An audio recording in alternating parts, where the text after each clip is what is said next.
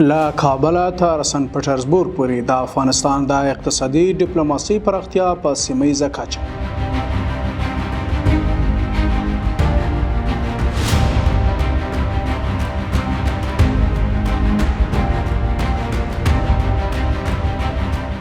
په روسي کې د افغانستان د سفیر ګډون د سن پترزبورګ په نړیوال اقتصادي فورم کې د وروستیو میاشتو له مهمو ډیپلوماتیکو او اقتصادي پیښو څخه ګڼل کېدای شي. دا حضور د دې څرګندونه کوي چې اسلامي امارات هڅه کوي خپل اقتصادي اړیکې پراخ کړي او د هیواد اقتصادي ظرفیتونه په نړیوالو معتبرو غونډو کې معرفي کړي.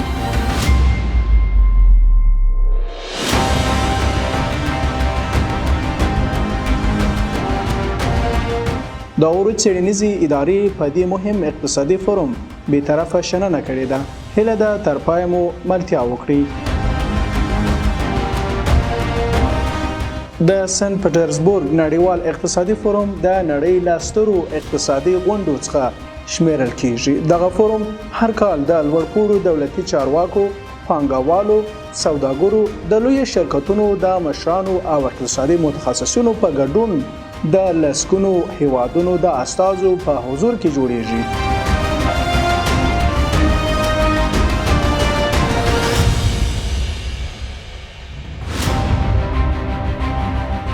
په داسې یوه نړیواله غونډه کې د افغانستان ګډون ښیي چې دا هیواد نور یوازې د امنیتي موضوعاتو له زاویو نه ارزول کیږي، بلکې اقتصادي ظرفیتونه، جغرافیایي موقعیت او د پانګونې فرصتونه یې هم د نړیوالو مهمو بحثونو برخه ګرځېدلې دي. د فورم په څنډه کې په روسي کې د افغانستان سفیر له یو شمېر لوړپوړو روسي چارواکو سره مهمې لیدنې هم ترسره کړي.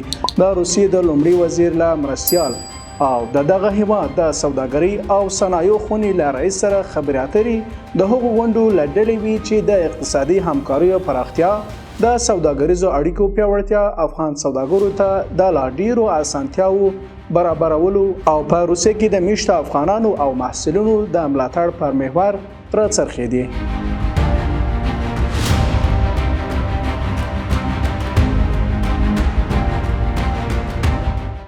دغه لیدنې ښیي چې د کابل او مسکو اړیکې له سیاسي تماسونو څخه عملي اقتصادي او سوداګریزو همکاریو ته د پراختیا په حال کې دي.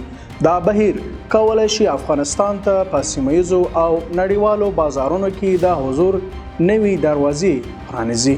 افغانستان نن په داسې حال کې په دغو نړیوالو غونډو کې برخه اخلي چې د تیرو کلونو په پرتله په هیواد کې پراخ امنیت او ثبات رامنځته شوی دی. همدې وضعیت د سیمې د هیوادونو او پانګوالو پام په افغانستان کې شته اقتصادي فرصتونو ته زیات کړی دی. اسلامي امارات هم تل ټینګار کړی چې بهرنۍ پالیسي د مثبت تعامل، متقابل درناوي، اقتصادي همکاریو او له نړیوالو هیوادونو سره د ګډو ګټو پر بنسټ ولاړه ده.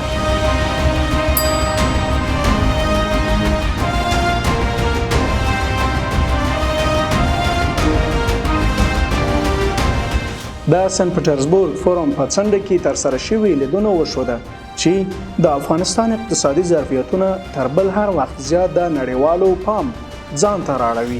دا چاره کولی شي د نوي همکاریو، پانګونو او اقتصادي اړیکو د پراختیا لپاره زمینه برابره کړي. په دغسې نړیوالو اقتصادي غونډو کې د افغانستان فعال حضور نه یوازې اقتصادي اړیکې پیاوړې کوي، بلکې دا هم څرګندوي چې هیواد په تدریجي ډول د سیمې په اقتصادي معادلو کې پر یو مهم شریک بدلیږي. اسلامي امارات دا بهیر د خپلو بهرنۍ اړیکو د پراختیا او د هیوادوالو د اقتصادي هوساینې د تامین یو مهمه برخه ګڼي. په ټوله کې ویلی شو چې د سن پترزبورګ په نړیوال اقتصادي فورم کې د افغانستان ګډون او د دې غونډې په څنډه کې ترسره شوي لیدنې د اقتصادي اړیکو د پراختیا او له سیمې او نړۍ سره د رغنده تعاملاتو د پیاوړتیا لپاره د روانو هڅو څرګند انعکاس دی.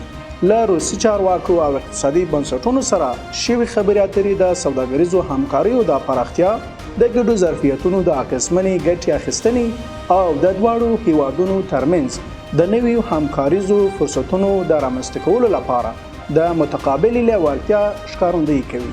په اوسني شرایطو کې د دغسې تعاملاتو دوام کولی شي د افغانستان د اقتصادي ظرفیتونو د لا ښه معرفي کېدو، د سوداګریزو اړیکو د پراختیا او په سیمه ییزو اقتصادي بهیرونو کې د هېواد د رول د پیاوړتیا لپاره لا ډېر فرصتونه رامنځته کړي. دا بهیر په پایله کې د اقتصادي اړیکو د ټینګښت او د ګډو ګټو پر بنسټ د همکاریو د پراختیا لامل شي. له تاسو مننه چې تر پایه مو زموږ ملتیا وکړه. که غواړئ د مهمه اقتصادي او سیاسي تحولاتو او پیښو په اړه هر وخت خبر اوسئ، د عروج چینل تعقیب او ملاتړ مه هیروئ.